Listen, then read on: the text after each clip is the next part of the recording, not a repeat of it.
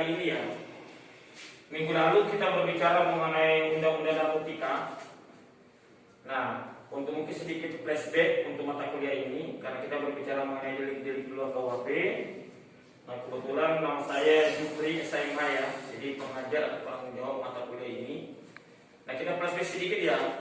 Minggu lalu kita berbicara mengenai narkotika, berarti Anda masih harus ingat bahwa berbicara narkotika itu yang paling penting mengenai dasar hukumnya. Ya. Berarti Undang-Undang 35 tahun 2009 tentang narkotika. Kemudian kata kunci yang paling penting juga adalah apa itu narkotika. Jadi dia bisa berupa tumbuhan, ya, maupun non tumbuhan, sintetis maupun non sintetis, yang dapat ya menurunkan daya ingat kita. Kemudian ujungnya itu adalah terciptanya atau terjadi kecanduan. Nah, yang penting lagi kalau berbicara mengenai narkotika itu adalah berbicara mengenai sistem pemidanaannya. Ada dua sistem pemidanaan, dua jalur, double system. Yang pertama itu adalah sanksi pidana dengan sanksi tindakan. Kalau sanksi pidana, bagi yang pernah mengambil mata kuliah hukum pidana, berarti sudah paham pasal 10 KUHP. Ada pidana pokok, berarti mati, ya. Kemudian ada penjara, kurungan, ada denda, pembinaan tupan. Nah, kalau kita berbicara narkotika, kemudian ada namanya sanksi tindakan. Sanksi tindakan berarti rehabilitasi. Nah, ini yang harus diingat ya. Jadi kalau kita berbicara narkotika, itu sanksinya boleh sanksi pidana, di penjara, ya, bisa juga dengan direhab. Nah, rehabilitasi sendiri terbagi dua. Yang pertama itu adalah rehabilitasi medis, ya. Yang kedua itu adalah rehabilitasi sosial. Rehabilitasi medis ini adalah penyalahguna yang menggunakan narkotika diberikan konsumsi, ya, narkoba sedikit demi sedikit supaya dia hilang efek ketergantungannya, ya. Kemudian ada namanya rehabilitasi sosial. Rehabilitasi sosial itu adalah supaya mereka ini bisa, ya, jadi bisa kembali lagi ke masyarakat. Karena penyalahgunaan narkotika itu biasanya, karena ini tekanannya biasanya was-was terus, ya. Nah, biasanya kan mereka ini pengguna karena kecanduan, umpamanya takut sama orang, mungkin karena dia menganggap bahwa itu adalah aparat penegak hukum atau segala macam, sehingga ya biasanya penyalahguna ini agak susah, ya, susah untuk bergaul kembali, sehingga ada namanya rehabilitasi sosial. Nah, untuk pertemuan kali ini kita berbicara mengenai terorisme. Jadi itu flashback aja di pertemuan yang lalu ya. Nah, berbicara mengenai tindak pidana terorisme yang harus diingat sejarahnya di Indonesia, ya. Jadi terorisme itu sebenarnya ditandai dengan adanya bom letusan bom Bali, ya. Kemudian ada bom Kuningan. Nah, kejadiannya itu di tahun 2002. Nah, yang jadi persoalan kemudian pada saat itu adalah karena belum ada pengaturan. Jadi pada saat itu belum ada pengaturan ketika ada teror yang terjadi di Indonesia. Jadi dasar hukumnya itu tidak ada. Kalau kita mengandalkan KUHP itu gak mungkin juga. Karena apa? KUHP itu paling banter umpamanya pembunuhan berencana. Tapi kan kalau terorisme ini kan banyak yang jadi dampaknya, korbannya banyak, ya. Kemudian kalau dia makar juga bukan juga, ya. Karena kalau umpamanya dia makar berarti dia ingin menggulingkan pemerintahan yang ada, pemerintahan yang sah. Maka kemudian lahirnya yang namanya Perpu, Peraturan Pemerintah Pengganti Undang-Undang, ya, Perpu nomor 1 tahun 2002 berbicara mengenai pemberantasan terorisme. Nah, konsekuensinya karena Perpu itu karena dia harus sifatnya itu mendesak dalam keadaan darurat, tidak ada dasar hukum, maka ketika Perpu itu ditekan oleh pemerintah, maka harus berlaku dengan ketentuan, harus disidangkan oleh DPR untuk dipastikan apakah kemudian akan jadi undang-undang Perpunya atau tidak. Nah, saya perjalanan, dia kemudian ketuk palu, DPR sepakat bahwa Perpu nomor 1 ya tahun 2002 ini kemudian menjadi undang-undang. Undang-undangnya adalah Undang-Undang nomor 15 tahun 2003. Jadi itu yang harus diingat, jadi Undang-Undang nomor 15 tahun 2003. Nah, seiring perkembangan, karena kita berbicara mengenai terorisme ini ternyata bukan cuma bom saja sebenarnya. Orang berbicara mengenai pendanaan, atau umpamanya ada yang ingat beberapa kasus yang baru-baru ya. Ada satu keluarga yang kemudian mengajak anaknya untuk bom bunuh diri. Nah, atau umpamanya ada yang ingat di YouTube yang mengaku relawan ISIS Indonesia mengajak orang-orang Indonesia untuk kemudian terlibat di ISIS luar negeri di Suriah pada saat itu. Nah, karena ini dianggap baru, sehingga lahirlah ya, jadi dilakukan perubahan undang-undang, dilakukan revisi, ya, tetap berlaku, yang sebelumnya tetap ada revisi di Undang-Undang Nomor 5 Tahun 2018 tentang terorisme. Nah, kenapa dia direvisi? Karena dianggap bahwa seiring perkembangan ini semakin banyak ini model-modelnya. Teror itu bukan cuma bom bunuh diri saja ternyata, ya. Pelatihan militer juga ini perlu diambil, apalagi kalau berbicara mengenai pendanaan terorisme. Nah, yang paling penting sebenarnya ketika kita berbicara mengenai terorisme itu adalah suatu serangan, ya, yang sifatnya adalah teror. Jadi dia asal katanya dari teror, ya. Nah, jadi serangannya apa? Dia itu bisa serangannya kekerasan atau ancaman kekerasan. Contoh umpamanya ancaman kekerasan, tiba-tiba umpamanya dia menelpon beberapa kantor bahwa kita akan melakukan aksi bom umpamanya. Nah, ini kan pasti akan membuat masyarakat yang merasa resah karena teror ya. Atau boleh juga dalam bentuk serangan langsung umpamanya dalam bentuk beberapa bom ya. Sarina juga umpamanya ada yang ingat ya, bom Sarina dan seperti itu. Kenapa dia teror? Teror itu karena dia sifatnya harus meluas. Maka konsekuensinya adalah di balik saja yang meletus bom, apalagi umpamanya mau dekat-dekat akhir tahun ya, itu kan orang berpikir Natal jangan sampai ada bom lagi di sana di gereja, ya.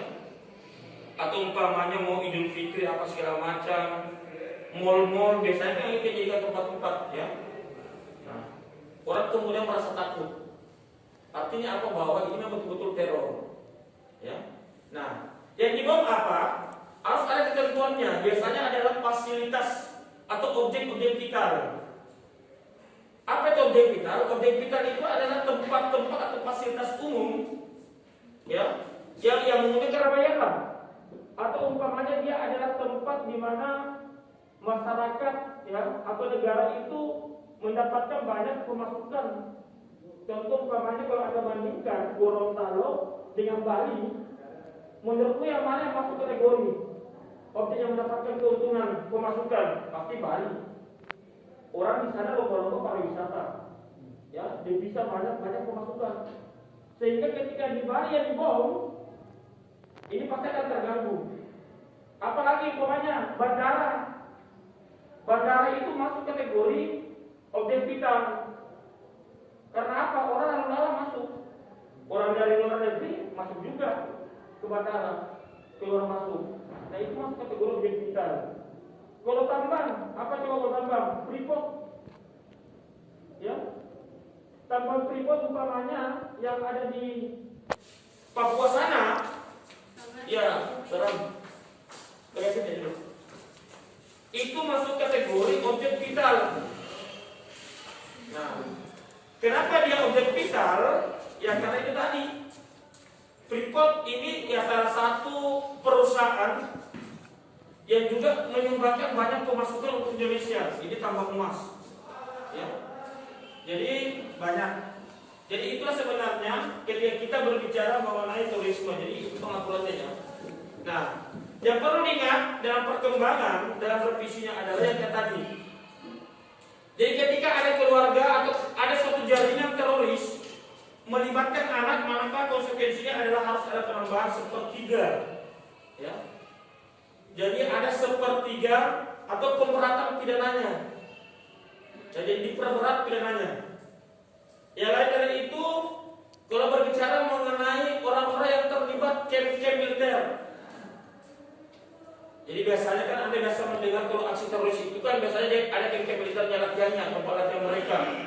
Di Indonesia umpamanya biasa di Poso, ya. Karena juga mereka dari luar negeri dulu.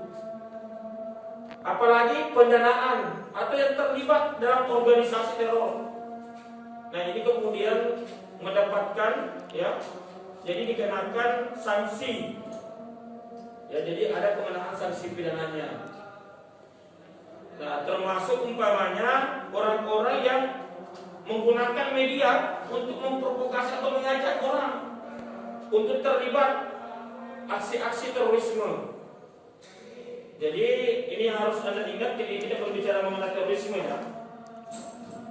Kemudian mungkin untuk beberapa yang membedakan ada ya, yang membedakan umpamanya dalam KUHP, perbedaannya di KUHP di mana untuk dalam hal penangkapannya ya, mungkin baru-baru sudah Anda dengar ada beberapa kasus yang ditangkap atas dugaan terlibat terorisme. Nah, itu akan ditentukan ya. Jadi kalau keluar umpamanya penetapan status kalau penangkapan 1 kali 24 jam, terorisme itu 1 kali ya dalam bentuk 14 hari atau 2 minggu. Ya. Oke, itu saya mungkin ya untuk materinya. Mungkin minggu depan masih ada 1 kali ya. Minggu depan masih ada 1 kali pertemuan. Absen ya. Nanti mungkin kita tinggal flashback ya, mungkin flashback. Dan penutup untuk minggu depan itu kita akan berbicara mengenai money laundering belum ya? Oke. Jadi minggu depan kita akan angkat mengenai money laundering. Mungkin ada yang ingat kasus baru-baru di Kuantan ya? Ada orang Kuantan nggak sih? Gorontalo Utara. Nah, ikuti kasus yang menipu bosnya yang toko penjual, ya. Nah, itu kan sempat viral kan? Jadi dia menggelapkan uang. Setelah itu uangnya ternyata dia sudah kasih beli kerbau, sapi, kasih beli sapi, kemudian sawah, kebun, nah kendaraan. Nah, itu akan berbicara. Jadi itu untuk materi lupa itu akan berbicara mengenai terkait money laundering ya, atau pencucian uang. Ada yang mau bertanya? Satu orang aja lah. Yang mana silakan. Mau yang di flashback juga boleh, yang ini juga boleh, tidak apa-apa.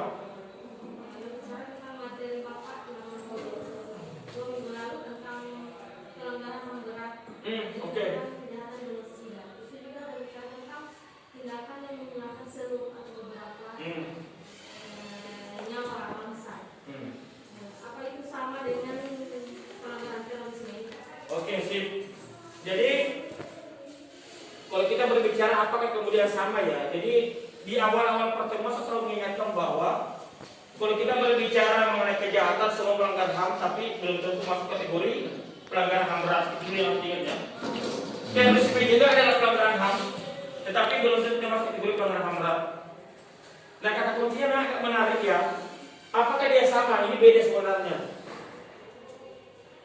Kalau kita berbicara mengenai pelanggaran HAM berat kan selalu diingatkan ada 2 bentuknya. Apakah dia genosid ataukah dia kejahatan kemanusiaan? Genosid itu arahnya lebih ke wilayah ras, kelompok, ya, etnik, suku yang ingin dihabisi seluruhnya. Kalau berbicara mengenai kejahatan kemanusiaan berarti dia sifatnya terstruktur, sistematis, yang meluas. Kemudian tujuannya apa? Tujuannya ada sama, ya, tapi objeknya adalah dia sipil. Nah, ini sebenarnya agak nipis dengan terorisme. Kalau terorisme itu sebenarnya tujuannya adalah bukan untuk menghabisi seluruhnya. Tujuan utamanya itu adalah lebih ke wilayah teror sebenarnya, ya. Jadi cuma teror saja, menciptakan ketakutan, ya.